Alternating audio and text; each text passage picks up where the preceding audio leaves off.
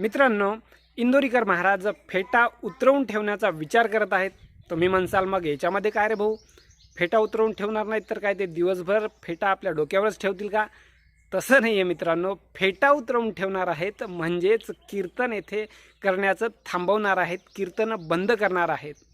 का तर कालच मी त्यांचं स्टेटमेंट वाचलं की काही जे टवाळखोर सोशल मीडियावरील लोक आहेत ते टवाळखोर लोक त्यांच्या मुलीचा आत्ताच आपल्या सर्वांना माहीत आहे की साखरपुडा झालेला आहे, जो की मोठ्या थाटामाटात साजरा करण्यात आलेला आहे. एकदम राजे रजवाड्या टाईपमध्ये मोठ्या थाटामाटात का करणार नाहीत? एवढे ते कीर्तन करतात, एवढी कमाई करतात, कशासाठी करतात? तर कोणाला खर्च करणार आहेत? मग ते काय आपल्या मुलाबाळांसाठी खर्च करणार आहेत का? नाही. तुम्ही म्हणसाल की बरोबर आहे, मग ज्याच्या जो खर्च करेल, करायची ऐपत असेल तो खर्च करेल, त्याच्यामध्ये काय एवढं? बरोबर आहे मित्रांनो. इंदोरीकर महाराजांनी त्यांच्या मुलीचा साखरपुडा लग्न कसं करावं हा त्यांचा प्रश्न झाला. बरोबर आहे, कारण की हा ज्याचा त्याचा प्रश्न आहे.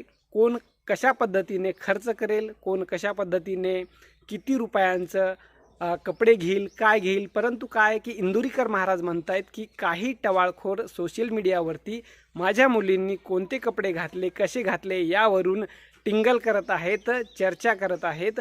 हे त्यांना इथे पचलेलं नाही आहे.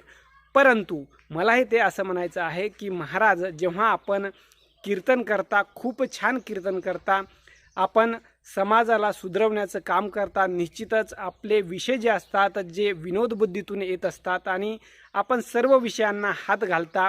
मग तो या काळातील सून असेल, सासू असेल, मुलगी असेल, त्यांचे वर्तन असतील, यावरती आपण असंख्य प्रकारे वेगवेगळ्या विधानांमधून, वाक्यांमधून टीका करत असता, जी की खरंच आता काळाची गरज आहे. निश्चितच काळाची गरज आहे.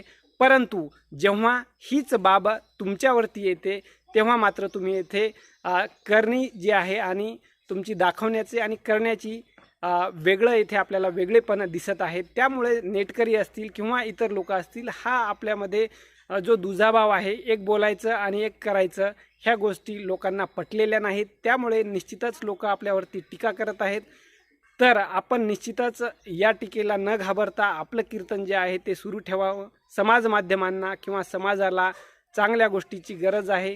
निश्चितच आपण या टीकेला पात्र देखील आहात, कारण की आपण कीर्तनामध्ये सांगता की साधे लग्न केल्याने काही मुलं होत नाहीत का? तर निश्चितच आपणही आपण जसे सांगतात त्या पद्धतीने जर वागला असता तर आता टीकेला धनी झाले नसता.